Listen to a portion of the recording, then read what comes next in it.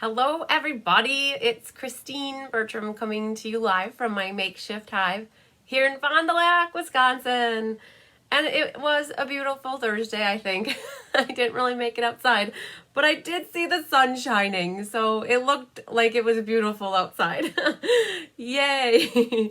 So, okay, I'm live and I saw it pop up on my phone. Oh, that was really easy this time. Wow. I like that. It must be that it was a nice, beautiful day.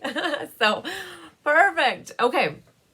So, hi, Linda Hodge. Oh, Linda, I just sent you an email. I checked the tracking. I don't know if you saw your email from me, but I checked it. You're the only one that did not get their package, and I mailed all of them on Saturday. I think it was Saturday. It was either Friday night before 5 or Saturday. I think it was actually Friday. I knew it was going to be Columbus Day on... Linda, I mailed your Saturday. I had to think about that because we talked on Saturday. But it was Columbus Day on Monday. So everybody's mail probably was delayed a little bit. Hi, Randy. Hi, Sue. Hi, Kim. So I looked, everybody's tracking, everybody's else's was delivered, but yours, Linda, I want to cry. I'm so sorry. And it doesn't say what day it's going to arrive. Hi, Patricia and Faye. It doesn't, I showed you a picture in your email and it doesn't show estimated delivery day. So with the USPS, you never know, I guess. It's not like UPS where they tell you the estimated delivery date. So hi, Sandy from Little Shoot. Hey, you're like in my backyard, kinda. A hop, skip, and a jump, as they would say. So I'll let people roll on here and I'll give you a little update. I feel like we weren't making tracks on this hive project, and then all of a sudden it was like zip, zip, boom, boom, bang. It's like we're making tracks again.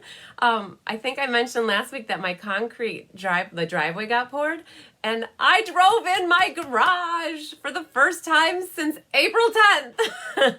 Yay! Yeah, it'll probably come Saturday, Linda, sad face. But hopefully you can still watch, and then you'll know exactly what to do when you put the cards together. So, but I had to wait 7 days to drive on the concrete to get into my garage. Hi, Cindy from Vermont. And I parked in the garage since Tuesday, and life feels good again because my car is protected and not on the street or in my driveway. So hi, Mary. Oh yeah, and all the ladies from Jericho. She's in my backyard too, kind of, more or less. So, but yes, I have a driveway, which is awesome. The other thing I did on Saturday, I know I talked to Dee on Saturday right in the middle of painting my garden shed, and I had to do a second coat of that and got the trim painted, and so that's done. And then I worked in the landscaping Tuesday night and in front of the mudroom where I showed everybody that stone picture, the picture of the stone wall. I got that landscaping back in order, so I put dirt back. I did wheelbarrows full of dirt and put that down and put Typar down and put all of my rocks, like the little stones, back on top. So that's done. My mom was over in the last couple days and she helped stain. My mom's amazing. She helped stain all the windows in the hive and the mudroom.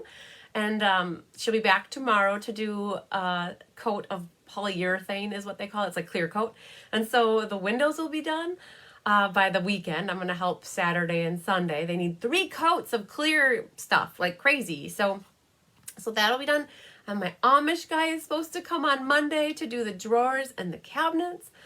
Friday night, they finished up the mudroom flooring. It's like, whoo, my head is spinning about all the stuff that's getting done, but that's exciting. So little by little, hi, Bonnie. Yes, Arla's just in time for the winter season. Yeah. Hi, Wendy. My mom said that to me today. She's like, gosh, I'm glad that this is happening today and not sometime in January when it'd be a lot colder. Not like it would be cold in there, but it's just nicer, I guess, looking out the window when there isn't snow. So yes, I'm thinking that I had wrote down little notes of everything that we did and worked on. So yes, and how many of you watched Kelly's technique video today? So I know some of you are new to me. Kelly is my my amazing, I don't think she's famous. I don't know many famous people, but she's my amazing and awesome marketing manager and first cousin. Our parents are brother and sister, and she's been helping me for many years with the whole Facebook side of things and helps me keep everything in line. And she has lots of ideas, and her idea was to start doing videos. So if you didn't catch it, go down in the news feed for the Cards by Christine Facebook business page, and she did a technique today, and it was funny, I watched it, and she said that if you're a veteran, you probably are familiar with the technique that she did, which was the baby wipe technique, but she always thinks of it in the fall with leaves, and such a fun technique. So you're having a lot of landscaping done, Arliss. Supposed to be done. Wow, that's awesome. Yeah, it seems like a lot of people did a lot of projects all summer long because they could. So, right, you're right, Vicki, new garage just in time for winter. So Kelly does a great job with her videos. If you guys are ever looking for tips or techniques, she is got a plan of attack for all the videos that she wants to do. And when my schedule allows it, which it's not going to be for a little bit until the hive is pretty much done, because all my free time is spent kind of working on that. But she really wanted to start going on the videos. So when my time settles down, we're going to start doing videos together. And one time I'll do a video, and next time she'll do a video. But for now, she wants to get you girls with some tips and tricks and techniques. So, oh yeah, so she's good. She's awesome. And she's got 2 little boys, and so she had baby wipes all around the house. So that was funny. I thought that was cute. So, all right, just a couple things that are coming up. Hi, Peggy. I've been hemming and hawing about what I needed to do about an event that I plan in January. So if you're a Stampin' Up! Demonstrator, open up the ears. If you like my style and you like how I stamp and you like how I make my cards and design, I have a special event just for demonstrators. So if you're not a demonstrator, don't shut those ears, because you can still sign up to be on my team and attend this event. I was waiting. Hi, Melanie. I was waiting to announce this because I was uncertain of what is going to happen with this crazy corona. And that's what I call it. It's crazy. All this craziness. And I have an event. It's January 9th and 10th. And I call it the Winter Creative Escape. I had my first event. It was called Occasions Jamboree. And we renamed it because it sounded better with Winter Creative Escape. Hi, Anne from Vermont. It just sounds like we're going to escape to go stamp together, and that was a lot nicer. So it is a live event, and it is an online event. So it means in person and online. So I know a lot of you who watch me, you are not necessarily local to the area. And so I do an online version, and I was trying to put feelers out there if people want to do it online or if they want to do it in person. And I had such an overwhelming response for both that right now I had 25 people that want to do in person and 25 people that want to do online. So I have 50 people that are interested already. So, and who knows what's going to happen by January. So just so you know, it's on my website. So I'm going to flip this down so that you guys can see. If you go to my website here, cardsbychrisb.com, I have a calendar of events. And if you flip through to January, the 9th and the 10th, you'll see an event. And all of the details are in there. Hi, Patty Spurlock. Hi, Nancy. Hi, Kathy. I apologize in advance. It is definitely a book. There's a lot of reading. So if you're having a hard time falling asleep at night, just open up that page, start reading, and you will doze off. I'm sure. Unless you get super excited like me and are like, then your mind starts spinning about, oh my goodness, this is going to be so much fun. So yeah, all the details are on there. The event is going to happen. I'm pretty sure it will be at the Hilton. They have that they can do 25% capacity and they can hold 400 people. So even if I had 100 people, which I probably won't have in person, we would still fit there. So I'm opening up registration as of basically yesterday. All the costs are in there. All of the details are in there. 10 make and takes. There's a goodie bag, prize patrol. It's basically, if you have ever attended an onstage in person and a crafting retreat, they're married together and it's going to be an awesome experience. I have Kelly Atchison and Dina Rico as presenters, and I have 3 creative presentations. And if you're not local, all that stuff will be live and recorded so that you can watch it live with us, or you can catch the replay in the Facebook page. Kind of like what you do right now with me. Watch me on Facebook. So hi, Diane. Hi, Francie Freeberg is in the house. Okay, so the Winter Creative Escape is on. Good to go. Start registering. I may have to cap it when I hit like too many people that I have to prepare for it. So there you go. Okay, the other thing too is a bunch of you have been asking about the gnome class. And so I looked at the calendar and the gnome class, what I have for the online version, I have it set for November 17th, which is a Tuesday, because I have a normal class on Thursday night. So it's on my event page as well. If you go to November 17th, you will see everything except for a picture of the gnomes. But if you recall, we shared a picture of the gnomes a while back. I have to create these gnomes and take pictures, but all the specifics are in there for how to sign up and how much it costs and all that goody stuff. So where is it going to be live? So Kathy, it's live in Oshkosh, Wisconsin. Oshkosh is like the home of the EAA and Oshkosh Bagosh. And it's about 20 minutes north of where I'm from. And it's an amazing thing that if you want to fly in for it, it will be amazing. It is a crafting retreat, basically. And I am not going to stop anybody from flying in for this event, because if anybody who's on here watching right now, like Diane was live with me at the event, it was a blast. So it's just amazing. So that's where it's at. Hi, Chris. So, okay, so that's the Winter Creative Escape. That's the gnomes. And then real quick, too, I'm going to flip down real quick in case anybody wants to sign up. I'm going to be working on these tomorrow night and tomorrow night, basically. These are what I'm going to be doing live next week. So it's the Magic in the Night class, or it should be Magic in this night. So there's those two cards. This one's my favorite, and it's not purple. It's just like, I love that die is part of the set.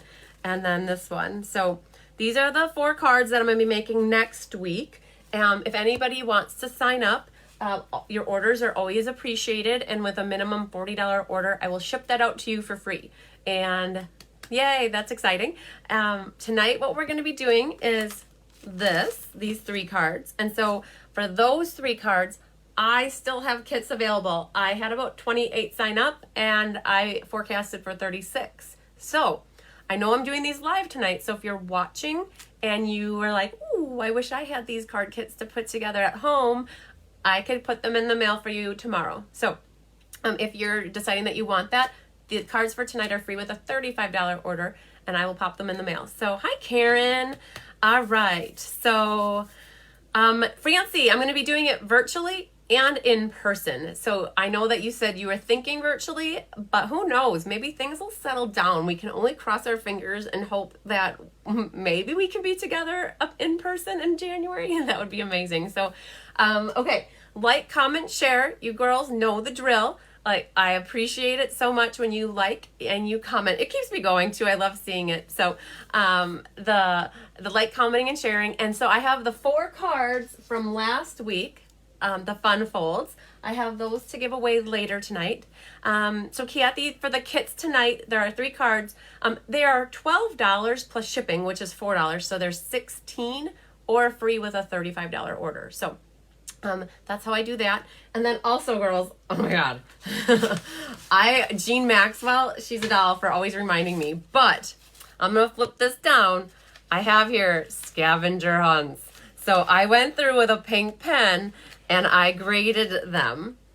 And so what we're going to do after we put the 3 cards together and I announce the winners of the fun folds from last week, I will go through the scavenger hunt. And I hope I have everybody's. It was a hot mess of chaos in the month of September. And I got them via pictures in Messenger. I got them through my Cards by Christine. I got them in email. I got them in text. I got them in the mail. I got them in person. So I hope I have everybody's, and if I don't, I will still grade it. Like if I'm going through, I might just mention all the ones I have from people, and if I am missing yours, I'll still grade it, and we'll see where you ended up. But I had 2 people that had 16, so they tied for first place. So I'm going to go through and show you some of the answers. How's that sound? Okay.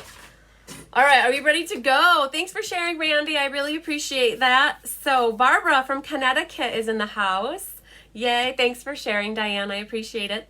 Okay, it was absolutely amazing, and she signed up last year for this. So yes, after the event last year, I had 50 people tell me to put them on the waiting list for this coming year. So I already am going into the event with 50 people, and now it was just determining, do we want to do online only, or do we want in person as well? And I have enough people that want to do the in-person that I'm like, okay, let's go for it. So, Okay, I think we're ready. So, which one should we do first? That's the question, right? So, which is my favorite? I always say my favorite for last, but hi Dee. I called you out earlier. I said that I talked to you last Sunday while I was working on the garden shed. So I'm trying to think here. Where do I want to start? I'm going to start with this one. Not that it's my least favorite, but I think I like the wheat one the best. So, okay, let me show you too what we got going on here. So that's the inside. This is the card, and I have my little cheater sheets here so that I can tell you measurements, because you know I like to do that. Thanks for sharing, Sandy. Okay, so this card right here uses a set in the holiday catalog that is called Autumn Goodness, and it comes with a set of dies that go along with it, and I'm looking for them right now. They are the ones with the wheelbarrow here. So, and I have them all out because we had class on Monday night, and so I have all these together. Hi, Angela from Fondy. So these are some of the dies I used for this. So when you got your kit in the mail from me, what you got is it looks something like this, except for no stamping. So, hi Kathy Jackson. Okay, so the Autumn Goodness is a bundle that you can get with 10% off. It's awesome because it has a wheelbarrow that puts grooves in it, and then it's got the outlines for these flowers that we're going to use tonight, outlines for the pumpkin. It has an amazing wheel in it. There's this really cool fence. I don't know if you don't have a fence yet in your collection of stamping supplies. This fence is adorable. The wheel is adorable. It's all just so much fun. So that bundle is what I used to create this card. Let's put stuff back so that we don't lose it. Oh, that's the last thing you want to do is lose some dies, right? I've only lost one die in my life, and I've not found it to this day, so I had to buy that die set again just so I could have a complete set. All right, so we have here Crumb Cake, and it's 8.5 by 5.5. In your card kit that you got from me, yours would be scored. If I ever score them bad or off, just refold it and it will go right back to where you need it to. I always try to make sure I line up the corners. You will want to burnish your edge with a bone folder so that it gets nice and crisp. Hi, Jean Benson. Are you having a blue moon with me tonight? I mean, not with me, but while we're here together. I was like, I learned I can't drink while I do class. Oh, yeah, I forget things. So this piece right here that you have in your kit from me is a piece of Cajun Craze. It's 4 inches by 5.25, and I have embossed it with the Pinewood Planks embossing folder. And I have the older style, which is what you need to use 2 clear plates with it. But they do make it that if you get it now, you just use 1 gray or blue plate, and it puts this plank look in it. So we have those, and there's I don't know, like you can pick which side you want. This one, it's with the grooves going up, and then this one is more bubbly looking to me. So let's see if my lighting, I can get that switched a little bit. So it's a little bit brighter for you guys. Okay, so that's Cajun Craze. So there's nothing that is stopping you from right now from putting this down. Generally, I like to wait to glue things down just to make sure that you don't have to tuck ribbons or anything behind, but this one is good. Go for it. Glue it down. Get your liquid glue, get your tear and tape, mini glue dots, your tape runner, whatever you got. Put that down. Now, you have a piece in your kit that looks like this, and this is Designer Series paper from the In Good Taste pack, which is on sale for $17.85.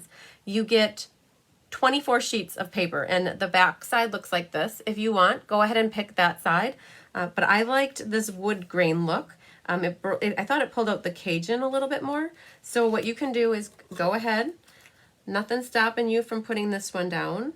And this one measures, what is it, 2.5 by 2.5 by 3 3/4.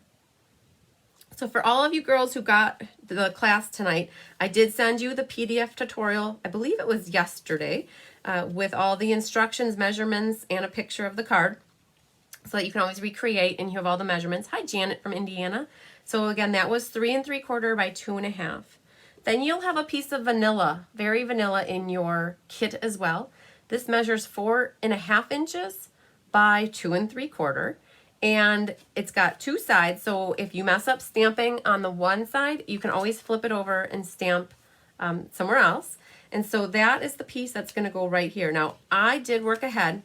When I do my kits up, when I'm making my class cards, I generally try to do a little bit of the stamping ahead of time so that in class, you guys don't have to watch me do all the stamping. But just so you know, that stamp set has the words that I used for this one. So plant kindness, harvest love is part of that. There's also one here that says thankful. And so that is what I used on my other sample here is thankful. But I already did this one. So plant kindness, harvest love. We need that these days, right? So what you can do is stamp this in a brown color ink. I used Early Espresso. That's a Stampin' Up color. Then what I would do, I popped mine up with dimensionals.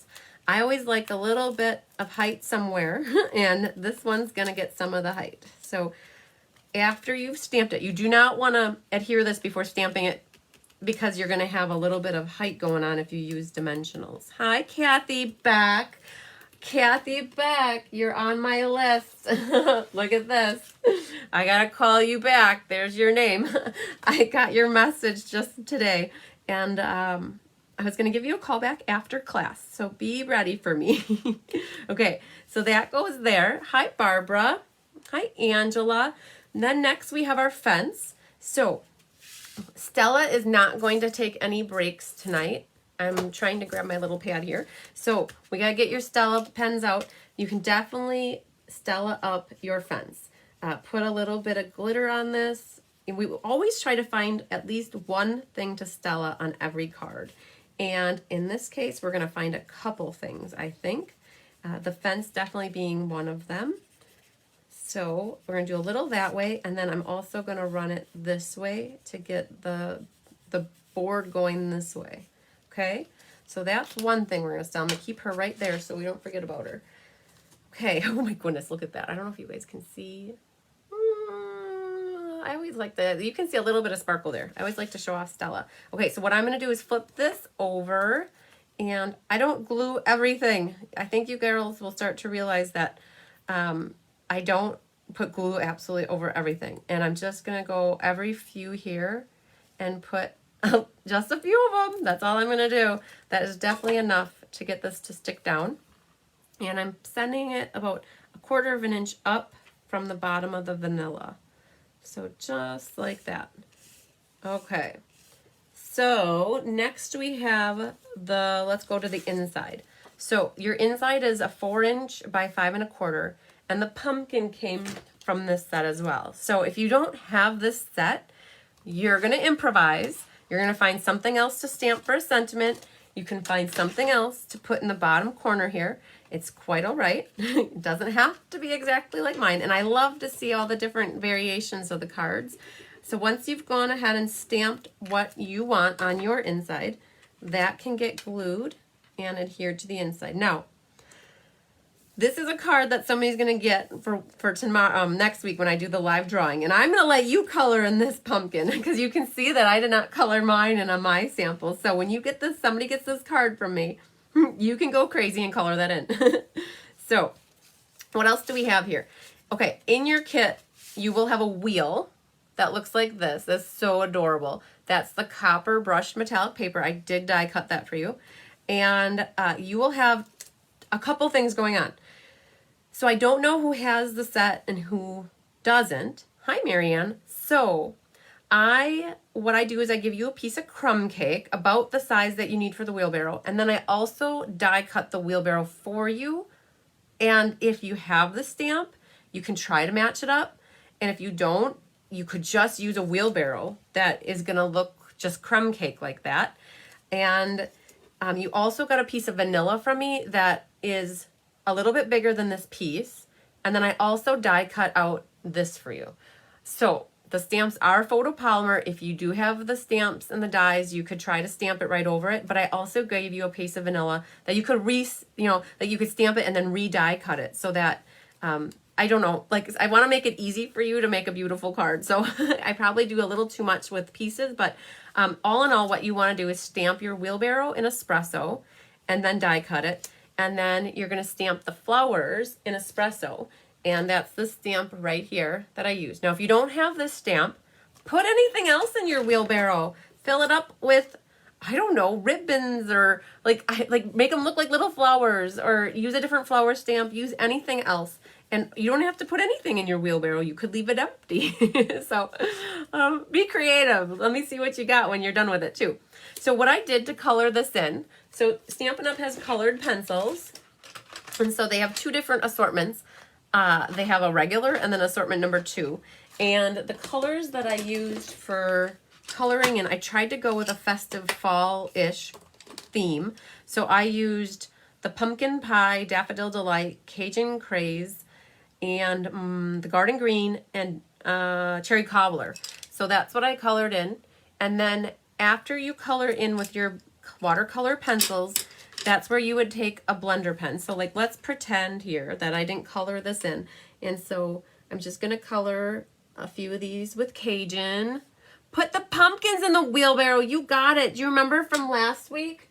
Good call, Anne. This is the card we made last week. And you could just have pumpkins in it. So if you have any pumpkin stamps, apple stamps, anything you have, put that in your wheelbarrow. Good call. So once you're done coloring, you would take a blender pen. So watercolor pencils are pencils. They look kind of, I don't know, choppy to me.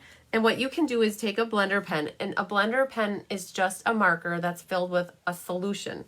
And what it does is it really softens the edges, and it brings the color all over the plate. Like, it just blends it. That's what it's called, a blender pen. So what you do is you would blend. I'm going to do this on the back here. It doesn't matter because you're just got to clean it out, and then you can go to the next color. And so the next color I'm going to do is the orange, and I'm going to bring that out into the yellow to blend it, okay? And then you clean out your marker. It's okay, that's the back of that. That's going to get glued into this card. I'm okay with that. And then go to the orange and color that in a little. And, and then do your green. So it softens and fills in. So if you don't get all the areas filled in with the blender or the colored pencil, then the blender pen just fills it in for you. So I did notice that when I colored in my Cajun Craze flowers, it made them look like they were brown, like they're dead. So what I could do is take my Cherry Cobbler and go over the top of them and give them a little bit more life, I guess. Who likes brown flowers, right? So I'm gonna make them a little red. So you saw what I did? I just colored red over the top of them, and now I'm good. So the thing with the blender pen is you always got to clean it out, and then you can keep mixing the color, like go from one color to the next to the next. The thing is, if you don't clean it out before you go to the next color, that brown would have went to the yellow, and I would have had more brown flowers, and we don't want more brown flowers. So that's a little bit of coloring with colored pencils. You girls have been stamping with me online now since March, and this is the first time I pulled out the colored pencils. How many times have I pulled out the blends though? Like this, I use these a lot, so they just color so much better for me. So, but I thought it was time to show you colored pencils. Your mini glue dots, what I'm going to do is put one of these on the front of my awesome copper wheel. And then I'm going to stick the wheelbarrow to that. Oh my gosh, he's rolling all over. So that's going to stick right to the middle here, like that. Then what we're going to do is put our wheelbarrow on the card. So I need to find my dimensionals. Where did I put them? Underneath here. That's where they're always underneath. So I like to use the little ones a lot. So we're going to put one right in the middle of the wheel. And then I'm going to put them about here, and maybe one more up here. Oh, I grabbed there. Well, there's a lot of dimensionals for the back of this thing, but hey, it's okay. That's how I would do that. And then what I like to do is I'm going to put just a little bit of liquid glue right at the bottom so that little leg is grounded. Okay, so that's going to go kind of like that. And that's going to give it, I got to keep my finger on here so that doesn't pop up. Then our flowers are going to get popped up right like that. So I'm not going to put dimensionals too close to the bottom because they would ride on top of the wheelbarrow and not sit right. So all I'm going to do is put 3 of them near the top, and then I am going to put a little bit of liquid glue along the bottom, because then that will help secure it to the wheelbarrow. And then just set them like they're hanging over the wheelbarrow, like you just went out and picked a nice bouquet of flowers from your garden. How many of you plant flowers in your garden?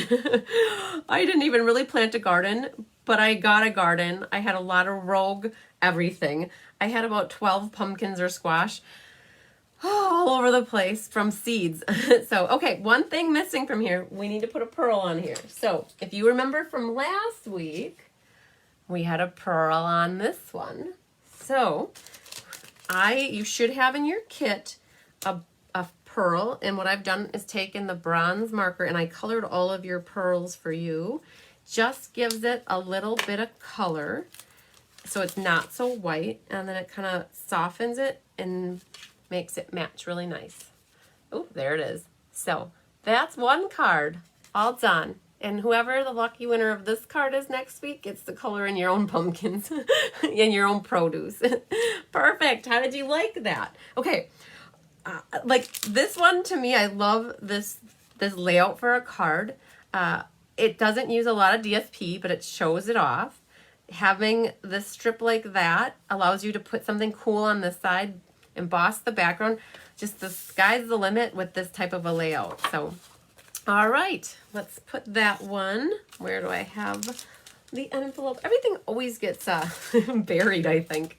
Okay, so we're gonna get this one back in here. And we'll go on to the next one. All right, so we'll set that there. All right, next, what do we want to do next? I think we'll do the deer card next. So this one is using Pear Pizzazz, Mossy Meadow, and Early Espresso. Thanks for sharing, Arliss.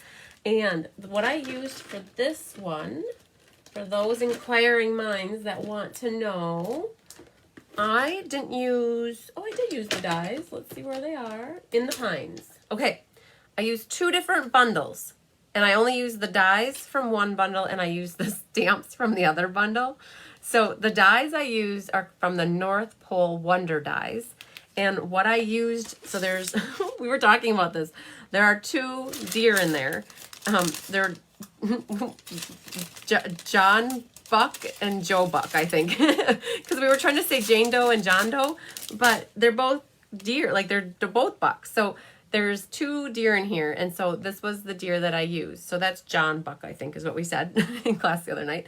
So that's one die. And then the stamps that I pulled in for class is the Thinking of You or the Season's Greeting is what really fit on here nicely.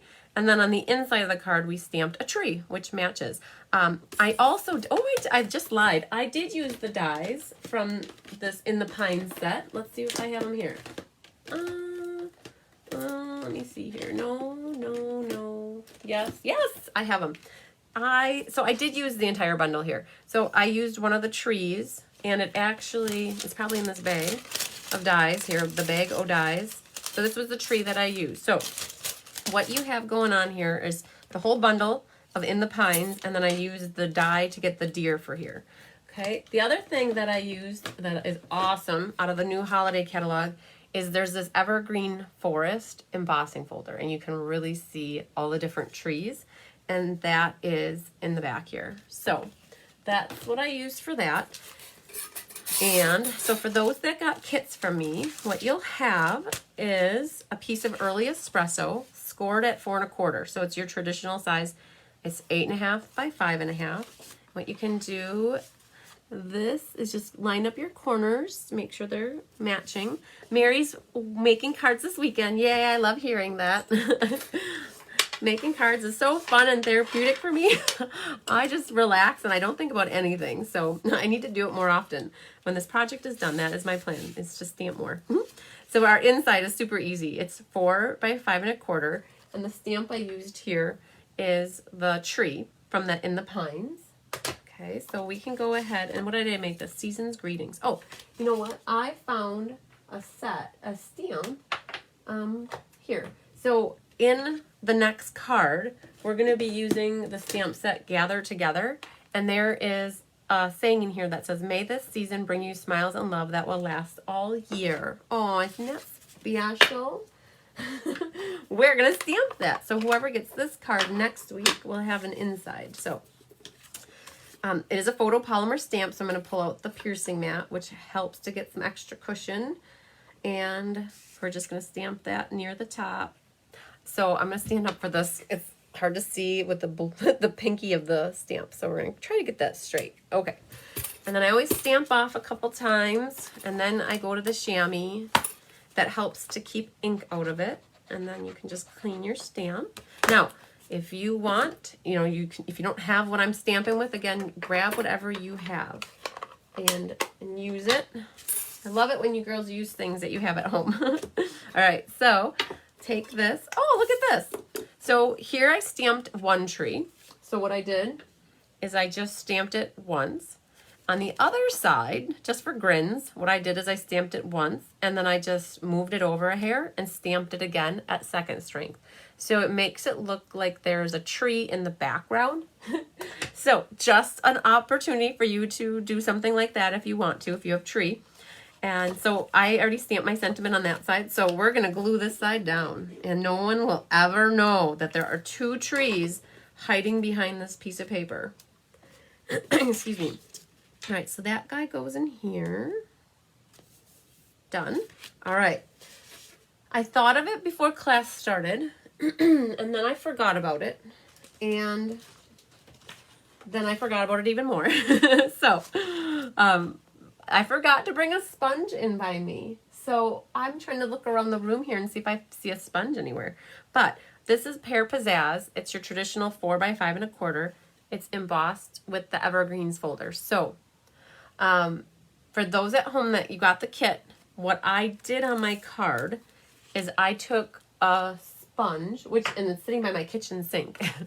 So I took Mossy Meadow ink, because that's what I had stamped the tree in, and I sponged all around on the trees to give them a little bit more depth. And so if you look at this, you can see I did a little dark there, a little lighter here, and I went all the way around and I sponged on my tree. So for those that are watching at home that are making the cards with me, that got kits from me, if you have a green ink and a sponge, what you should do is go ahead and sponge. Now, if you don't have a sponge, it's still going to look good. And this is what we're going to do for this one. We're going to go for it. But if you have a sponge, go ahead and sponge yours. And I'll show you what it looks like if you don't. I'm just going to hold this here so you can see the difference. It gives it a little bit more darker of a look. I should take this out of the plastic. How would that be? And then we can compare. So it's just, you can see the one on the left is a little bit darker and it has more character where the trees are. So it's okay if you don't, and that's what we're going to do, is we're going to go ahead and put this down, and there's nothing wrapped around it, no ribbon that we need. So that can go ahead and get glued right to the card front like that. And I could always take a sponge dauber and get a little green in there later, but sponging just adds texture and depth to embossed pieces. So we have here, let's grab the cheat sheet. We have a piece of Mossy Meadow. This is 2 15/16 by 3 15/16. And this piece of Very Vanilla is 2 3/4 by 3 3/4. And what I've done is I took the vanilla piece and I ran it through the embossing folder, the cut and emboss machine, and all these little pieces then have to pick out and they all go over your floor, and that's okay, you can sweep it up later. And then on the bottom here, what you'll need to do, if you do not have this stamp, which is quite all right, but this comes in the pines, there's that roughage on the bottom here that looks like hillside that goes underneath the tree. Honestly, if you don't have this stamp and you want this look, take a brown marker and draw lines on it to make it look like there's ground there. Okay, so what I did is I took Early Espresso on mine and I stamped that a couple times. Well, actually like 3 times. Okay, so now Stella's got to come out and make her grand appearance for this card. So what I did before I put this down is I'm going to take my Stella pen and I'm going to glitterify this before I go ahead and glue it down, because otherwise you're going to sit there and try to draw in all the holes. I'm just going to guess where this tree is going to go. And I got to get a little bit for the stem, and that's about it. So Stella went wild on this card. Look at that. So the reason I did that, because if you would glue this down, then you'd have to take her and just draw in, and then you might get it on the vanilla, which isn't the worst thing in the world, but this way it's all underneath there. So what you can do, take that and then flip that over, and you're going to put a little bit of adhesive, liquid glue, any tear and tape, glue dots, anything that you want, but I glued it flat. If you do want to, you could use dimensionals and pop it up. And what I'm going to do is just try to center that on my piece of green. So my green is 3/16 wider on two sides. That's how that works.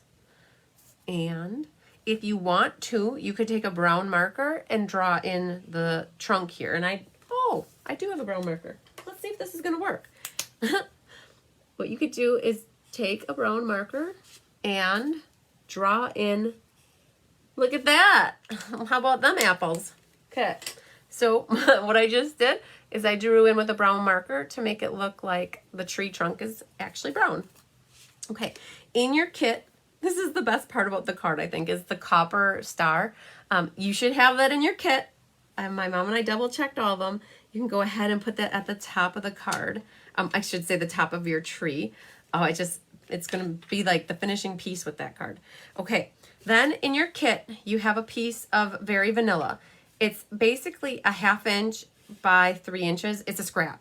So you have one, it's 3 inches, and it's a rectangle. What you're going to do is stamp a sentiment on it. And look at me.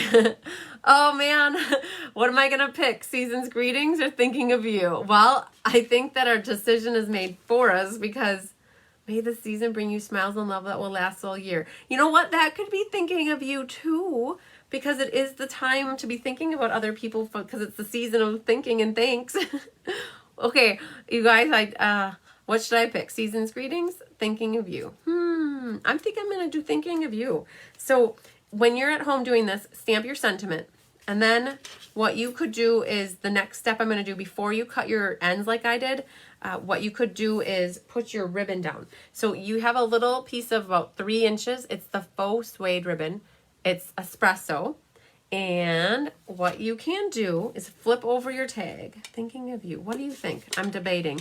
May the season bring you smile. Let's do Season's Greetings, because then whoever gets this can use it as a Christmas card or a fall card here. So take your tear and tape. I definitely wouldn't use liquid glue with the ribbon. You might not have good success, because ribbon and liquid glue generally don't go together.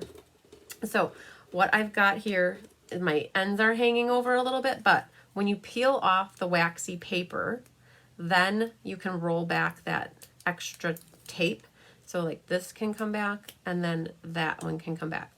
Then what you're going to do is just, Kim said Season's Greetings. Yay, I think I've made the right decision. Okay.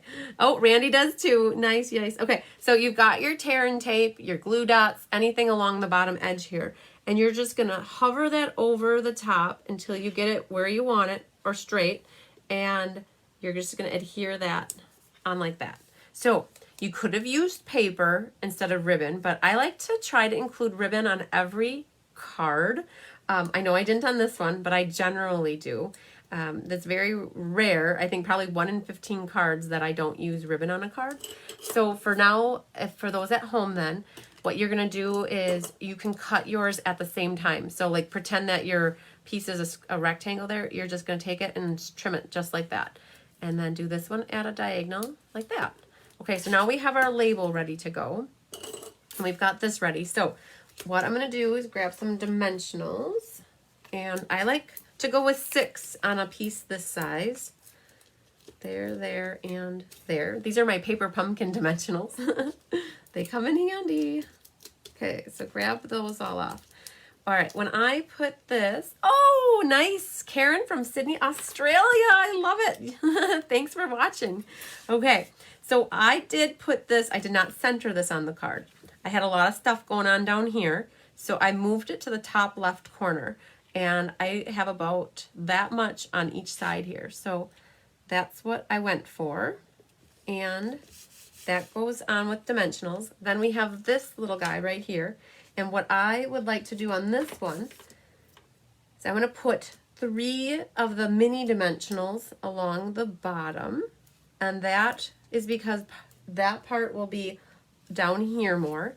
And then the top part, you guys know I like to do dual glues. So we're going to put liquid glue along the top, a little bit of it. Thanks for sharing, Hillary. I appreciate that. Then flip this over. Now my main thing, and I had to do this a couple times, I like my things to look grounded. So if you would center this, your deer would be like free footing it off on the side. And he needs to be grounded, I think. So I had to move this all the way over to the right side here so that his back foot had something to rest on.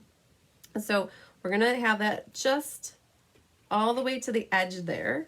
And I know I went a little bit further here. I'm still not off my card, so I'm okay. And then he's going to go right about like that. Okay? Now, he gets a dimensional behind his butt, and that's basically it. Thanks for sharing with your friends, Faye. So I put a dimensional behind his butt, and that's because that's the only thing that's hanging off the side of this piece that's already popped up. So what we're going to do then is take that off, and we're going to put glue everywhere else. All right, so we're going to ground him. He's got to go in the corner because he's a bad buck. Okay, so I think that's all the glue I'm actually going to use. I honestly like to leave things so that they like have dimension and are hanging. You know, we're going to do a little bit on their feet, on his feet here. So if you're not good with liquid glue, be careful. You don't want it oozing all over the place, and that's why I almost didn't do his feet, but this way his feet will be grounded.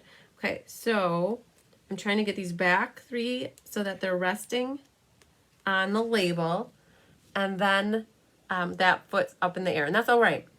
If you do happen to get liquid glue or any kind of adhesive on your brushed copper piece, all you need to do is take Goo Gone and a Q-tip and wipe it out, like dip the Q-tip in the Goo Gone, and then you can clean up the body and make it shiny again. So any foil paper, use Goo Gone.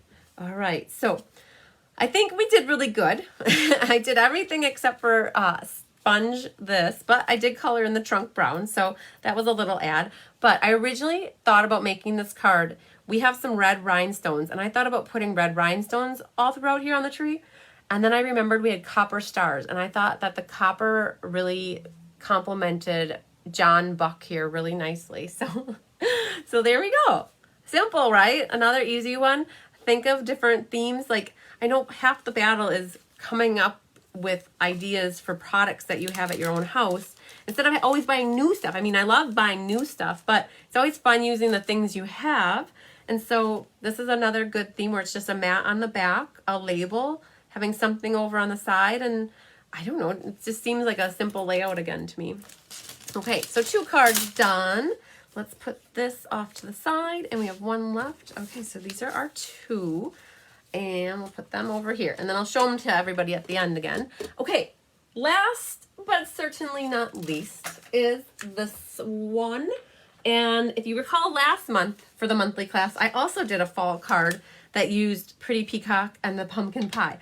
I just am loving these colors together. So a girl loves her espresso and her crumb cake. I guess if you guys go out in my edition, you're going to see all the tans and the browns and you'll be like, yup, that's what she likes. So, and purple.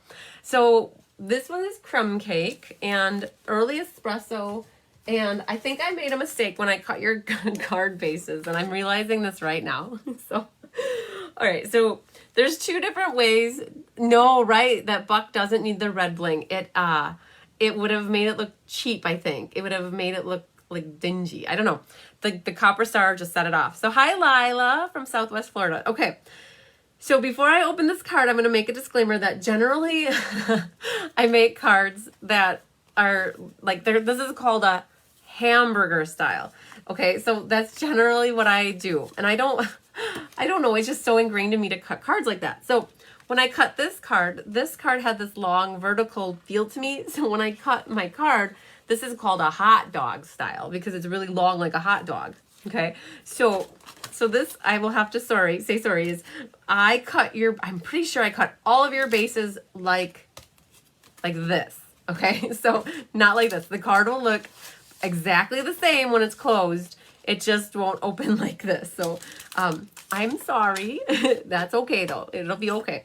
So you're still gonna take your bone folder and burnish it. Now, if you're wondering, we talked about the last two cards were 8.5 by 5.5. If you're wanting to make a card like the hot dog style, all you're gonna do is cut your paper in half vertically. So the long way. So that makes it 4.25 by 11. And when you fold it, you still get a regular A2 size card. So it just gives it a different character or a different element. So you could have this card open like this, or you could have this card open like this. Same way, there's two options, but just to show you a different way to do it. The other thing is when you cut your card base like this, you have to score your paper at 5.5. Otherwise, if you don't, you will get these creases. If you're ever wondering why you get creases when you fold your paper this way, it's because paper has a grain to it. The grain must go this way because if you don't score your card this way, it's no problem. But if you don't score your card when it's going this way, you get those weird lines. So you always want to score your paper at 5.5 when you cut it like this. Just a little tip that I learned many years ago. So what we have here is we have two pieces that are 4 by 5.25. One is our outside mat and one is our inside mat. And one's vanilla, one's early espresso. The wheat here, I talked about earlier that I used a stamp set. This was one that was a carryover from last year's holiday catalog, and they brought it into this year's holiday catalog, and there's this wheat in here. So the wheat looks like that. And so what I did already, by the magic of TV, I stamped a few of them in the bottom corner. You don't have the wheat, find something else. Stamp some pumpkins. That works. I did a first strength, second strength, and a third strength. So that's what I have going on in the bottom corner right there for us. And what else? The peacock here. The peacock is 5 1/16 by 3 13/16. And it is definitely embossed. All three of my cards for you tonight, I emboss. I'm an embossing fanatic. I love adding texture to paper. And Stampin' Up! Has these little baby embossing folders, and they look so much smaller in the catalog. They are, I don't know, what is this, probably 3 inches. But what I did is I only put it in part way. I have it slightly over halfway, and when you run it through the folder, so everybody's got theirs embossed like this already, and I ran that through like that. So this is a duet. It comes with another one that complements it, and it's called the Greenery Embossing Folders. So that's what I did for those that got kits for me. And what do we got going on here? We can go ahead and adhere that onto our piece of early espresso. Thanks for sharing, Margaret. I don't know if I said that already. Maybe I said it. Thank you twice if I didn't say it. All right. Lori, newbie from smack dab middle of Illinois. Well, hi, Lori. Thanks for joining. I like newbies. I like everybody. So thanks for joining. Okay, I have a little disclaimer to make too. So if you are at home and you got a kit for me, I think there's like 12 of you gals. I have okay, I gotta tell you this to the face. I have an industrial strength paper cutter, and it can cut up to like an inch to inch and a half at one time. And I didn't catch this until I was in class on Monday night with all my girls that were at class, that they were like, these are crooked. So what happened was somehow the espresso piece moved slightly in the cutting machine, just enough to make it diagonal, just a hair. So like one end is good, the other end isn't good. And the peacock is good. So when you're putting these on top of each other, if you notice that they don't look right, all you have to do to fix it, you're gonna have to fix my mistake. And not all of you got this happen to you, just, I would say half. So what you're gonna have to do is you're gonna have to take about not quite 1/8 of an inch off the peacock, but like less than 1/8. So somewhere less than 1/8. And then you have to straighten out your espresso piece. Okay, I'm sorry, but I did notice it. And so before you start gluing yours down, check it over just to make sure yours is okay. But what would happen is you would put them together and your peacock would go over the the espresso a little bit. So it's a fixable thing, and it's not going to impact the look of your card at all, but don't go gluing and then notice that. So sorry. Cutters have issues and bad days too, I guess. So, all right. So linen thread. Everybody has about 14 inches of linen thread. And how I measure what to use for linen thread for you is I go like that. And I do not wrap ribbon around my card because to me it would be a waste having ribbon here that you're never going to see. So what I do is I put a couple pieces, let's see where our front is here. I put a couple pieces of tear and tape along the back here where I think it's gonna go. So this is basically double-sided tape that we sell. You can use it single-sided or double-sided.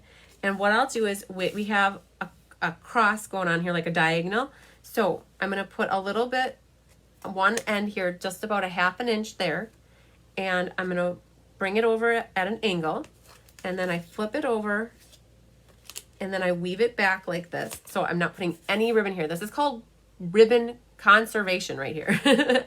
And then what you're gonna do, I'm trying to get my crisscross to go right about near the top, not on the bottom. I'm trying to do it near the top. And then all I'm gonna do is stick my 2 ends. So if you're trying to wrap your ribbon around your card and you're getting mad at me, you understand why now. All right, then I like to make my little ribbon sandwich, and that is ready to go. You should also then have a baby bow in your kit, so that'll come next. But what I've done here is adhere that to the back, grab some liquid glue, put that everywhere else. You don't need to put more adhesive where the tear and tape is. This is gonna get centered on the front of your card. Now again, that's ribbon saving at its finest right there. Okay. Hi, Elaine. Yes, Elaine made these this past Monday with me. All right, so what do we have going on here? So let's grab out these 2 pieces. We've got, these 2 cards were very similar, like how they have the 2 layers like that and the mats. I don't know, I must have designed them at the same time. These sizes are just a little bit different. This vanilla is 2 5/8 by 2 5/8 by 3 3/4. And then the brown is, oh, I can't even read that. 2 13/16 by, so it's 2 13/16 by 3 15/16. So that fits on there, not quite. So that's another one that I think that my cutter was off by a hair. So your paper cutter will work great. Just trim off a little bit of your vanilla. And I took my paper cutter out to my classroom just because I needed a cut for people. So if you don't have a paper cutter handy, this is how I would do it. I wing it. So I'm lining these up, and I'm gonna use the espresso piece as a guide for my very vanilla. And I'm just gonna keep my scissors flush with it, like that, okay? Now, let's see how we did. Now we have brown on both sides, yay! Hi, Julie. So you can see there now I've got brown on both sides. So if you don't have a paper trimmer handy, just move it over as far as you need to go, hold it really good and close, flip it over, and then use the brown as a guide. We survived, yay. Hi, Chris. All right, so we do have to do a little stamping on this one. We gotta do a little wheat action. So we're gonna grab the So Saffron. Thanks for sharing, Julie, I really appreciate it. So grab your So Saffron or a lightish yellow. And I made this so that if you don't stamp the wheat, you're going to survive as well. It just adds a little bit of filler, like that white stuff that when you get a bouquet of flowers, I call it that's like filler, it's foliage, it's like baby's breath. So you're just going to stamp 2 little wheats on there if you have a wheat stamp. For those that don't have a wheat stamp, you could stamp something else in the back just to make it look fuller, some sort of leaves or something, anything. So then this is going to get glued onto here with a little bit. You guys see me, I use a lot of liquid glue. And call me a liquid glue girl. That's going to get put onto your piece of early espresso. Again, trim it down if it was a little bit too wide. Okay, now this is going to go on here with some dimensionals, and because I can, we're using espresso and we've got a darker card, I'm going to pull out the black dimensionals because I can. I don't usually use them except for Halloween cards, it seems. And so we're gonna give them a little love.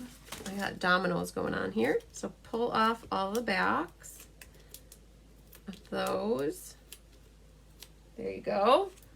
And I've got this more on the right and down just a little bit from the top. Something like that. Okay. We got lots of pieces going on here. All right. You should in your kit have a little baby bow.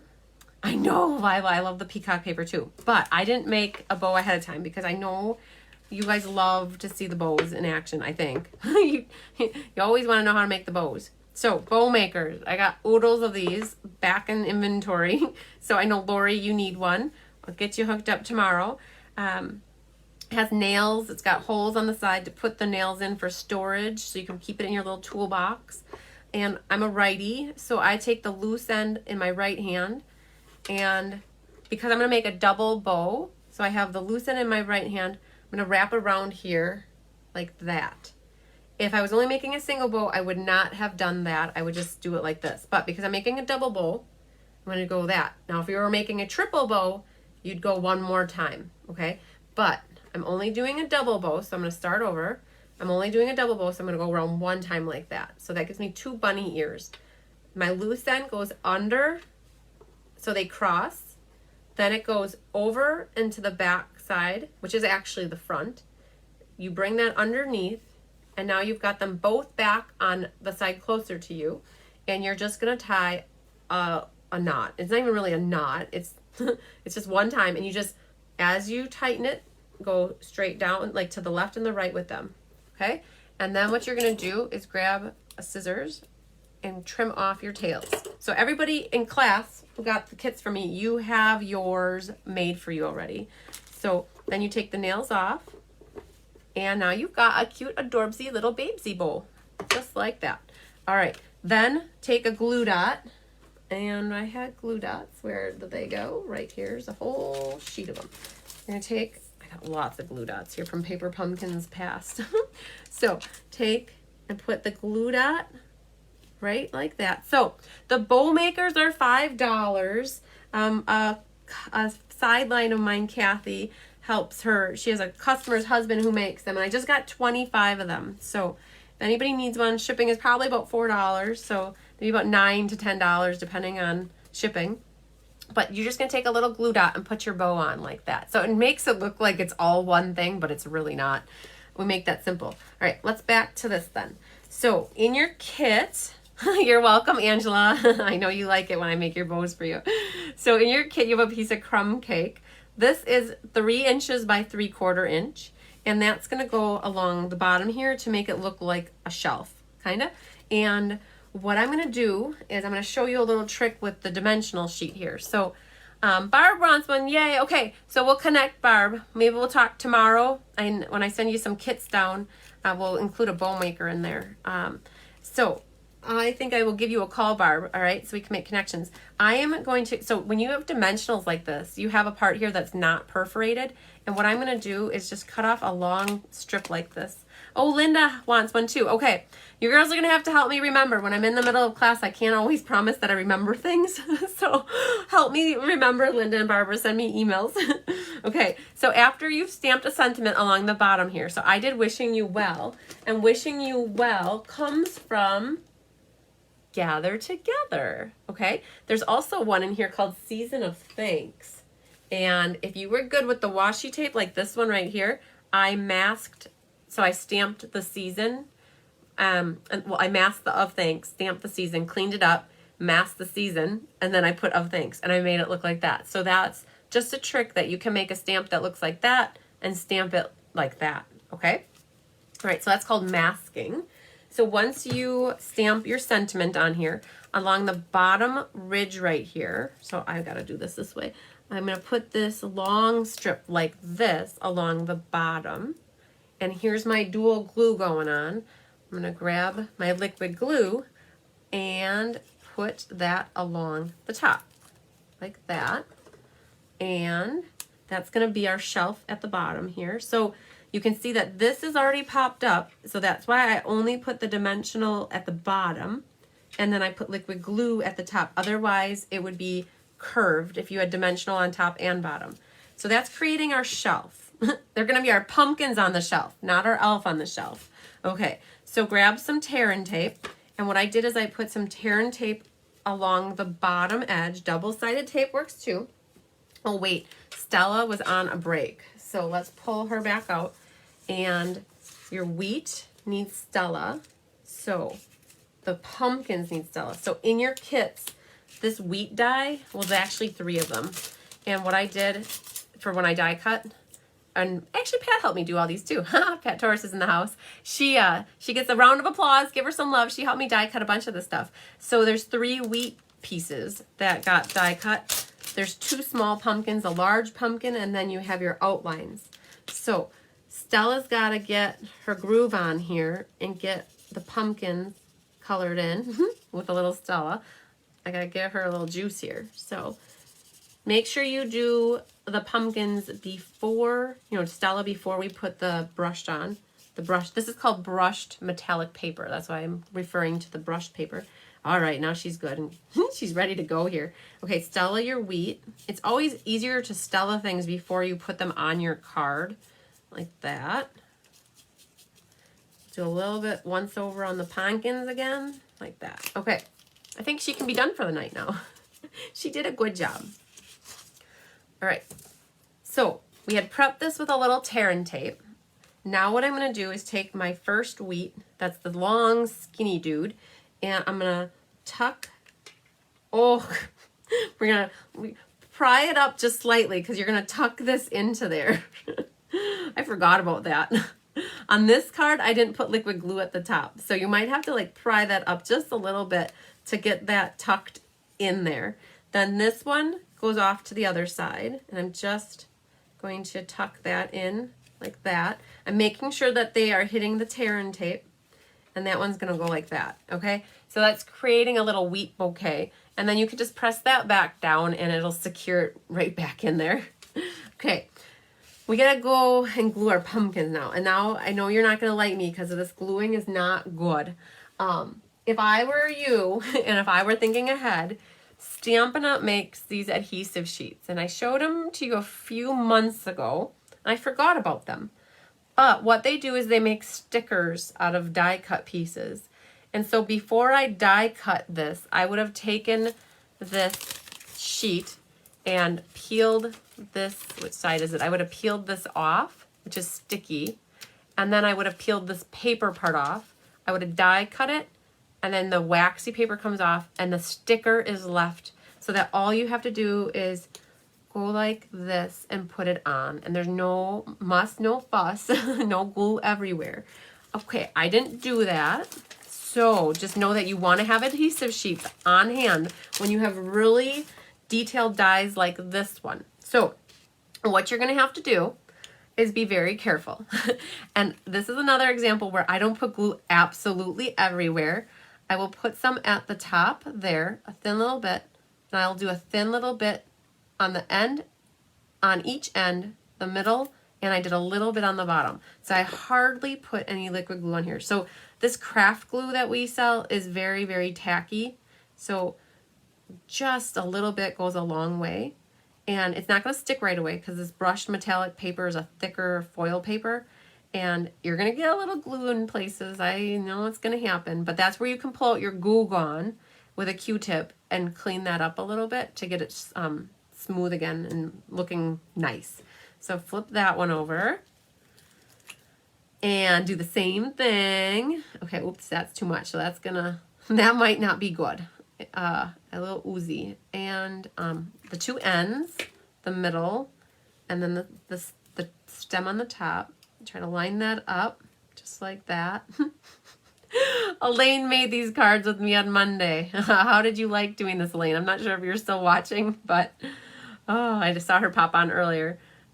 Just once you get it kind of lined up, just get it off to the side and let it meld together. Okay, I made a little mess out of that one. Okay, so that's where those sticker sheets really come in handy. Yes, it's not a sticker maker actually, Kim. So I have, I'm gonna flip back here. I have this die cutting machine back here. It's called a Stamp and Cut and Emboss machine. And what happens is I'll flip back down then. So I use that machine that's back there.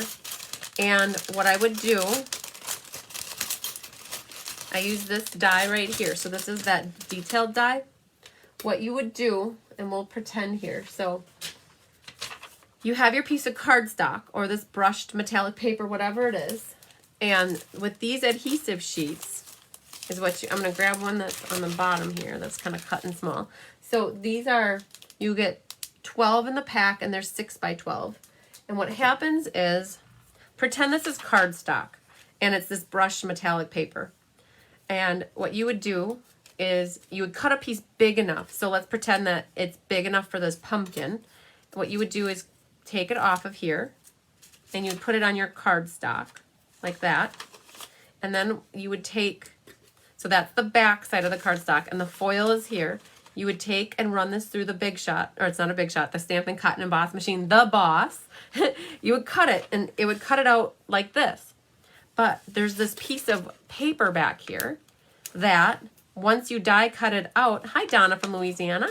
Once you cut it out, you would then peel, you would peel this off of the back of this and it would make it like a sticker. So we don't need a sticker machine, a Zion sticker machine, because we have these adhesive sheets and we have our dies, and basically anything that's intricate we can make into a sticker by just using our machine. The Xyron sticker machine would work perfect. Hi, Kathy Ballard. It would work perfectly fine too. I think I have one. I probably bought one 15 years ago and I don't think I've ever used, I haven't used it in a while. Like, it gets put in the drawer but yes, definitely you could make these guys into stickers. So we're just going to put a little bit. That was like a little side note. So I remembered twice, I think, in class to use. So what I would do is I prep them before I cut all your pieces out for you. So this one's a little bit bigger. So let's see if we can be a little more successful with this one. Stickers would be a lot less messy than using liquid glue.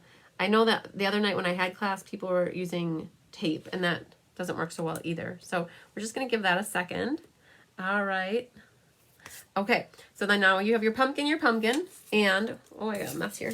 So we're going to get our pumpkins set up on here. So what I did to put these on here is flip them over, and I put 2 dimensionals behind that one, 2 behind this one, but I centered these because that's the middle one. And I have glue all over my fingers and these little pieces are sticking to me. Okay, this guy, we're going to do 3 like that. So I'm going to put on the big one first, and I'm going to have him off to the left, like here, like he's resting on this tabletop. It's not a tabletop, I just think that in my head. And then this one's going to go on the right. And then this one, because I put the 2 dimensionals in the middle, those dimensionals are going to sit right on top of the wheat, like that. If I would have put them on the left and the right, it would have maybe made that pop up too much. So, and I put it down just a hair. Hi, Ruth Miller. Okay, so I think that might be it. Oh, we got to glue our inside in. So this is wishing you well. So whoever gets this card next week, you can stamp a different sentiment, like a sentiment in the inside if you want. You could make it a birthday card. You could make it a get well card. You could do anything you want. Oh, and that opens like that. Yeah, the little pumpkins. So those pumpkins are from a different die set. They, oh, guys, they are from this set. Oh my gosh. Okay, I gotta show you this. Hey, let me get the little the catalog here. So there's 2, so this autumn set here, you might overlook that. So it's in this the holiday catalog, and go to Autumn Goodness 48. So page 48. So this is the set we use on the last card with the wheelbarrows, but back it up a little bit, and it is, oh, it's actually forward a little bit. Right here. Okay, I don't love absolutely everything, but I generally would not look at this page because I'm like, I'm not a big coloring person. So like this stamp is a lot of coloring going on. But I absolutely loved the dies. And the dies have the 2 pumpkins that are the detail, the outlines, or the solids. It's got the 3 wheat. And it's got these awesome borders down here. and it's got whatever this is, which is a pumpkin. So I got the dies I got it just for the wheat and the pumpkins and these borders, and I don't know what I'll ever use the die for this for because it's for this, but it just goes to show you that you don't have to buy the bundle if you don't like the stamps. You can just get the dies, and this is a perfect example where I did that for. So yeah, the pumpkins are just so ding dong adorable. You gotta love them. So, okay, I think that we made our third card and we did really good. Well, I think we did really good. So, what was your favorite one? I always like to ask that in class. Oh, Karen, you got that one just for the pumpkins and the wheat too. See? Great minds think alike, right? All right. So next week then I have these. Let's show you real quick here. I meant to do this before I flipped the camera, but these are the 3 cards we made tonight, and these will be what I give away for prizes next week. Hi Patricia, you're late, but this is what we just made, so you can always go back and catch the replay. I do have card kits again. I mentioned it earlier tonight. I think I might have 5 kits left, and you would get everything that's shown here. You would just have to do your own stamping and supply your own adhesives. You can go onto my stampinup.com and place an order using this host code, and then just send me a quick email saying you just placed an order and would like this class. So Janet likes all 3. Wonderful. So, okay, the deer and the tree were your favorite, but you loved all 3. Carol likes all 3. The pumpkins more. Yeah, so I tried to keep it with the fall theme going on for class tonight, and then this one could have been, I think a couple gals on Monday made this into a birthday card. So if you got some guy birthdays coming up, this would be a great card. So I'm going to set these off to the side, and what do you want to do first? Do you want to go over the scavenger hunt, or do you want to do prizes? Oh, Mary likes the last one. Good, good. So I think what we'll do, and as a reminder too, I know a couple of you or a few of you just joined in after the fact, after I did my intro. I have this class next week, and I have taking RSVPs for this one as well with an order. Okay. Francie likes all 3, but you prefer the wheelbarrow. Nice. Okay, so these are the ones from last week. So what I'm going to do is announce who won these. Hi, Jody Monfiles. So I'm going to announce who won these, and then we're going to go through the scavenger hunt for anybody that is interested in learning answers and who won. So, okay. So, hi, Brenda. You love the deer card. Yay. So this was the fun fold, and I call it a flop up fold. I honestly have no idea. It just flops up like this. Winner for this one is Janet Core. You are the lucky winner of this card. I don't have your address, so you will have to send me a message via my email or the Facebook page and let me know what your address is so I can mail that to you. Okay, this one, which, Cindy's asking how you get entered in for this. By liking and basically commenting and sharing. So I look through the comments, and I look through people who shared it, and I look through the likes, and I put your names in for a drawing, and then that's who gets the card. So it's by supporting me through Facebook, and then I send the card off in the mail to you. So sometimes there are people I know, and sometimes there are people I've never met before. So, but I have to always get your address if I don't know you so that I can mail your card to you. Okay, so this is the one that we made last week, and we kind of messed up a little bit with the string. It's okay though. No one, yay, it's your lucky day. No one will ever know the difference, but this string, then I have it lightly knotted, and then what you do is you open it, and then it opens like that. So drum roll, please. And the winner chicken dinner is Amy Ponce. It's Ponce. Your name was drawn for this one. Amy Ponce, or it could be Ponce maybe. So if you're watching, let me know to your address. I don't know if I have it. I don't believe I do. I will also put a graphic out tomorrow morning or tonight of who the winners are. Oh, this is one of my favorites. Look at this poinsettia card we made last week. So if you want to see how to make any of these, you can watch the replay live. It was live last week, Thursday. So this opens like this, and then it opens like this, and it's an awesome little Christmas card with cherry cobbler, the poinsettia suite of products, early espresso, and vanilla. And winner is Margaret Duncan. You are the lucky winner of the poinsettia card. Okay, and last but not least, this one's, oh, I love this one too. So this one is so crazy. It's got so much stuff going on, and it's got this little tag that pulls out like this super fun Halloween card. So whoever gets this can either keep it forever and use it as a card to case, or you can give it out to a lucky person that you know. Drum roll. And Kathy Jackson is in the house. I think you are watching. So you are the lucky winner of this card. And Valerie says the fall colors are her favorite. Okay, so these are the winners of these awesome cards. So I will announce that too via a Facebook graphic. Okay, so on to the scavenger hunt. So this is where the teacher in me comes out. All right, we've got a little time because we only did 3 cards tonight, so we ended a little bit early. So now, I have a disclaimer, and I said this earlier. You girls probably think I had a lot of disclaimers tonight. I feel like I did, but yay to Kathy. She's so excited. Yay. So scavenger hunt. I do a scavenger hunt with every new catalog, and I've been doing this for probably 4 years, maybe. And this is the first year that I opened it up to basically the whole customer base, because I made it available on my website, and you guys could open it up and print it off. And I'll be honest, I tried to collect them all as they came in, and I tried to put them all in this folder. And if I have lost yours along the way, forgive me.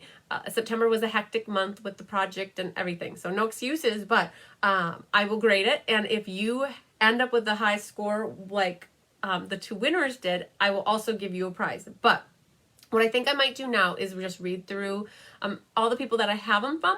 And if you're watching and you submitted one, you can just reach out to me and figure out how I missed it and then resend it to me, or I can probably go find it. So, oh, Nancy's asking, how did I get my book to being a binder book? So what she's asking about is, let me flip here, the spiral bound right here. And then I also did it to my Stampin' Up! Catalog here. It's like this. So I don't know about you guys, but our Staples just is going out of business as of tomorrow. And they're the ones that did the Staples did it. It was like $7 per book. And now I have to find a new source to get my books bound, because I tell you, when you're flipping through it like this, it really just makes it easy to flip it. So Staples. I think, I'm not sure if Mo is watching, but Mo, you had found somebody local in Brothertown, I think. Not Brothertown. You're up near Green Bay, I believe, and you were going to check with somebody up there, like a local business. So, yeah, so I have to look into where I'm going to have that done in the future. So, so I brought this out. So we're going to go through these, okay? So just to call out who handed them in, I've got Elaine Rebeck, Chris Duderenke, Jean Maxwell, Sharon Henson, Tammy Sokolik, and Carol Sanquinetti. Your name is a mouthful for me. Naughty Nancy Stormer, Kathy Beamer, Joanna Baston, Kathy Jackson, Kim Scutchfield, Judy Immel, Danny Olson, Wendy Ellison, and Arliss. And if I didn't call your name and you're watching right now and you handed in a scavenger hunt to me, it's okay. It's not the end of the world. I still will grade it, but you got to help me find out where it went. All right. So, yes, UPS will be able to do it. They should be able to do it. Very cool. Okay. So we're going to go through these, and then I will also post the answers, I guess, too. This was a little bit hard because this catalog has stuff that came in from last year. They returned they brought back some favorites from last year. So some of my questions, I had to take 2 answers because of how it was interpreted. So just know I'm looking at Elaine's here. Congratulations to Elaine and also to Chris. I'm not sure if you're still watching, Chris. Both of you scored 16s, which is the highest. I had some 15 and a half, some 15s, 14, 13s, and then from there. So this first one says, how many packs of designer paper were introduced and which one do you like the best? So this was really easy. If you go back to into the back of the catalog, there is a page here that actually has all of the designer series paper. And if you count them, there's 1, 2, 3, 4, 5, 6, 7, 8, 9, 10, 11, 12. So I took 12 as an answer, but it says were introduced. And some people interpreted that it was a new introduction. And what happened is toil tidings, brightly gleaming, and feels like frost were carried over from last year's holiday catalog. So they were not introduced technically. They were just returning. So I'll be honest, I collected these and I went through that and I figured that out. So even here, Elaine, she put 12 total, 9 new, because she probably knows me by now that I don't mean to have trick questions, but she's been with me through a lot of years of scavenger hunts. So I accepted 9 and 12 for that answer. Okay, so it says, I'm a super cool new brushed metallic paper that adds a bit of pizzazz to any projects. What colors do I come in? Well, boom, same page. It says here there's brushed metallic paper. You go to page 45, and 45, I won't do this through the whole thing, but it says on here that they come in bronze, copper, and gold. I tell you, absolutely every person got that right. Good job. What kit will help me if I have a hard time remembering how many days there are until Christmas? All right, so go to the front of the catalog, and there's a kit in here called the Christmas Countdown Project. It's a returning fave. Hi, Linda. We're just going through the scavenger hunt. So this is the Christmas Countdown Kit, and absolutely everybody got that right. Thanks for sharing, Linda. I appreciate it.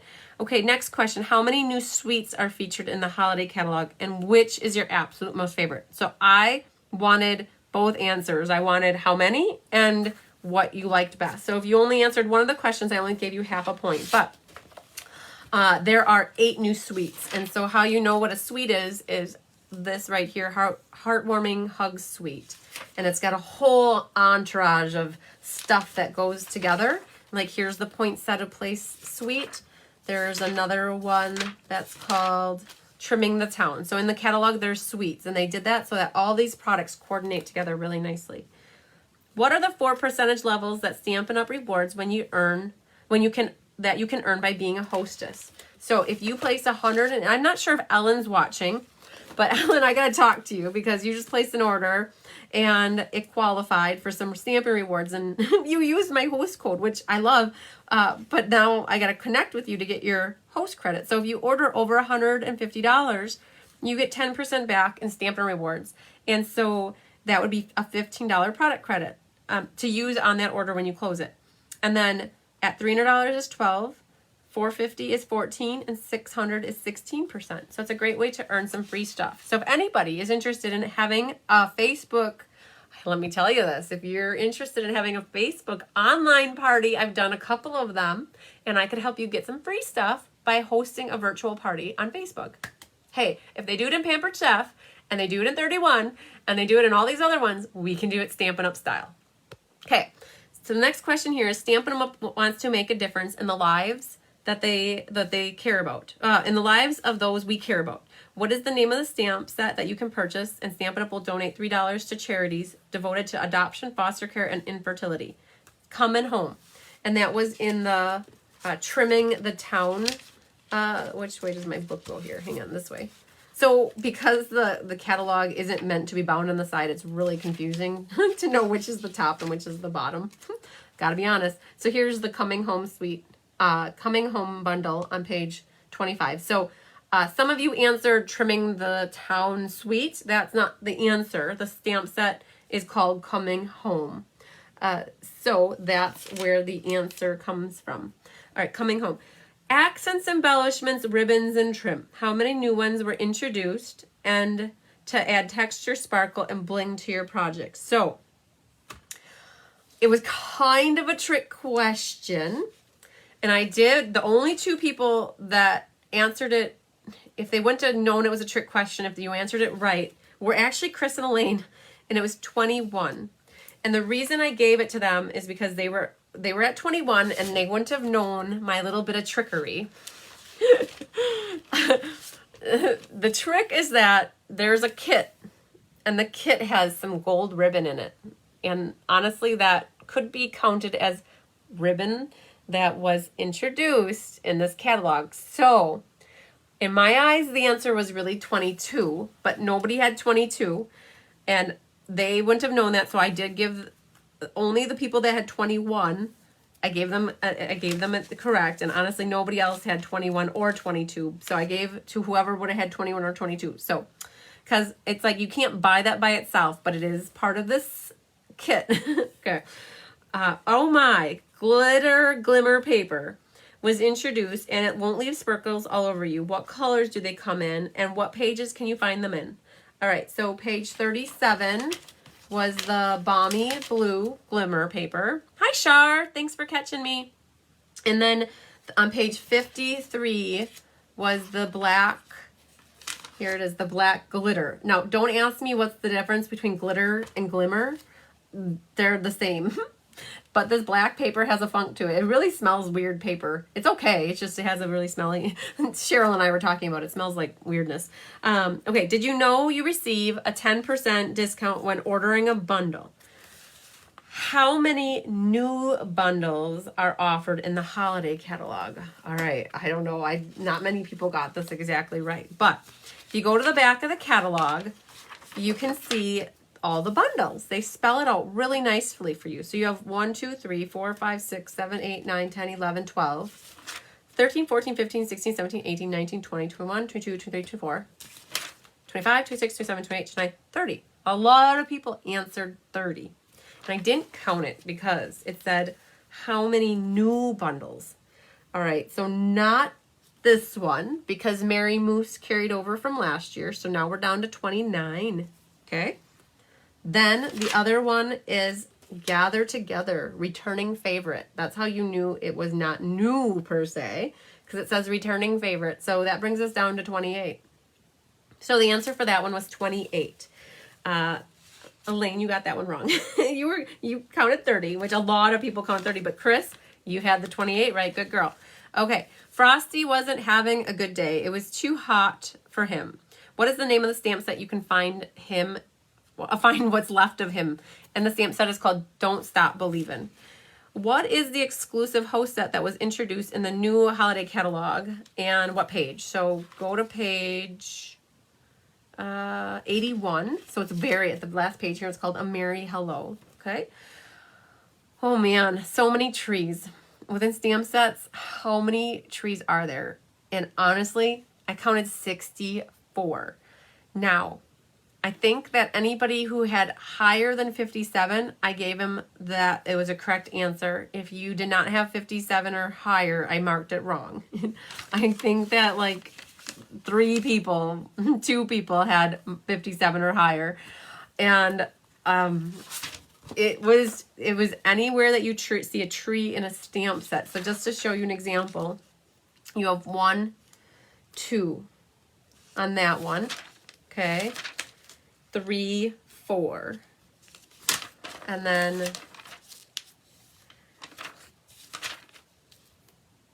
none here, none. That's a branch, not a tree. But I want to show you. Here's 5, 6, 7, 8. It's a bare tree, but it's there. So I counted that one. 9, 10. 11, 12, 13, 14, 15, 16. I know they don't look like trees, but they're intended to be trees, so I counted them. And then there was one, here's 2 more. Here's one and here's one. There is a crazy stamp in here, and I'm not going to count any more with you, but I want to show you one that really, I know when somebody put a note on theirs, they're like, I didn't count every little tree that was in here, but this set right here, you got 1, 2, 3, 4, 5, 6, 7, 8, 9, 10, 11, 12, 13, 14, 15, 16, 17, 18, 19, 20 trees just in the stamp set because every little peak is a tree. So don't be mad at me. That rhymed. So lots of trees. So I did count this one. And if you, Janet, here's my email address, chrismbertram@msn.com. Just send me an email there. Okay, how many new embossing folders were introduced in the new holiday catalog? There's 5. One of them, so if you go to the back here, the embossing folders are right here. This one's a double, so 1, 2, 3, 4, 5. how many items in the holiday catalog are returning favorites from last year? So there were 14 of them. So I went through the entire catalog, and anything that said returning favorites, so that gather together, I think is actually back here. So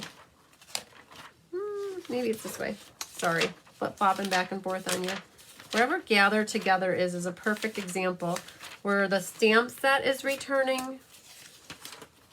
Maybe let's find here. Brightly, oh here. So this is an example. Returning favorite, and then returning favorite, and returning favorite. So there's 1, 2, 3 things right there. So that one, the answer is 14. How many new punches? New punches. There were 6 new ones. How many products would you use if you wanted to share a cup of coffee or a hot chocolate with a friend? Okay. I was really looking for, in this one, there's a, right in the beginning here, right here. There is the suite of products. It's called Heartwarming Hugs. If you put the Heartwarming Hug suite, I was good with that. I was really looking for mini carrier and the coffee cups. That's really all you need to do to share a cup of coffee or hot chocolate with a friend is that. So as long as you had those 2 things or the suite, I gave you credit. If you didn't have those 2 things and you put the stamp set, I didn't give you credit. So how many ready to assemble kits are there? There's 3. Joy of Sharing, Tag Buffet, and Christmas Countdown. What is the name of the stamp set that contains a legendary dwarfish creature who is supposed to guard the Earth's treasures from underground? Gotta keep it real, everybody. Gnome for the Holidays. I love purples, blues, and pretty snowflakes too. What is the name of the suite I could use to make some pretty amazing winter cards that would fit that bill? Snowflakes Blender Suite. And then on page 28, what would you give the names of these crazy animals? They're not crazy, but I always try to find some animals that you could name to do a tiebreaker question. So there's a cat, what is it? A lamb? No, it's a sheep. And then a dude.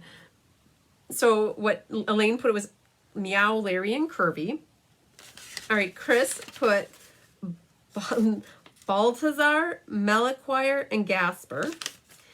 Jean put barn cat, sheep, and ox. Sharon did cat, sheep, and a Highland cattle. There you go. A cat, a sheep, and a Highland cattle. The cat for Tammy, she named Mittens. The other was Jingles, and the ox is Bo. Carol did Not So Merry Christmas Cat, Bah Humbug, and Oh Christmas Yak, in case you're wondering. Naughty Nancy just joined. She did The Steer Looks Like Mo. So Larry, Curly, and Mo. The cat is Larry, the lamb is Curly, and the steer is Mo. Good job. And then Kathy, you did Carrie for the cat, Lily for the lamb, and Zach for the yak. Carrie, Sherry, Harry. Okay. Joanna did Coco, Bella, and Buford.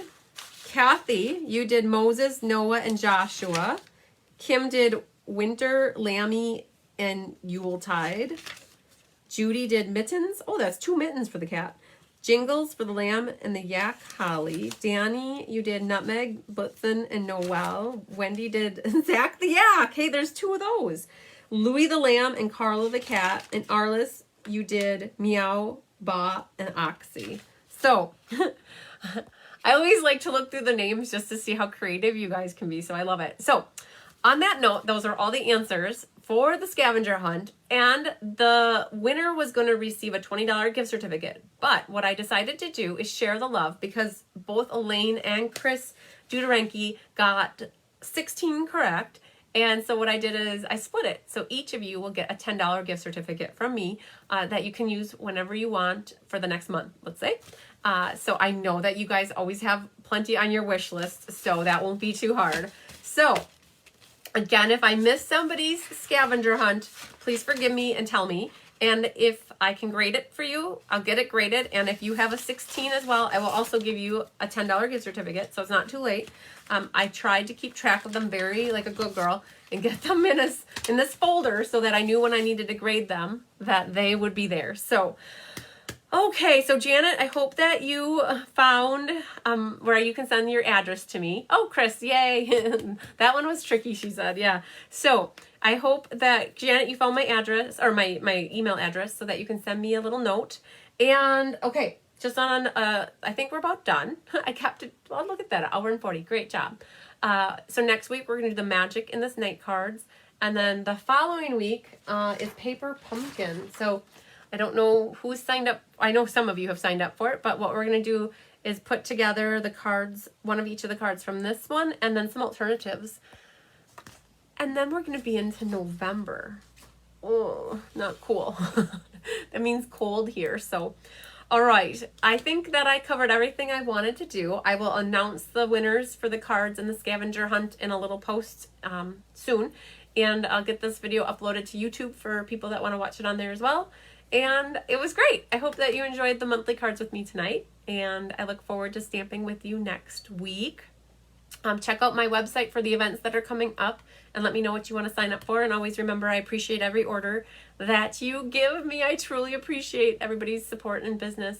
It makes me feel good. It makes me feel like you guys are enjoying some of the things that I'm showing you and that I see what you get. And it's like, oh, they got that because they might have seen that in class. Thanks for sharing, Naughty Nancy. So, all right, until next week, I hope that you enjoy the rest of your week, your weekend. Next week as well, and then we'll be back at it Thursday night. Another week closer to being live in the hive. So lots of sunshine and happiness and virtual hugs to everybody, hugs and kisses I should say. You guys have a great rest of your night. Love you. Bye.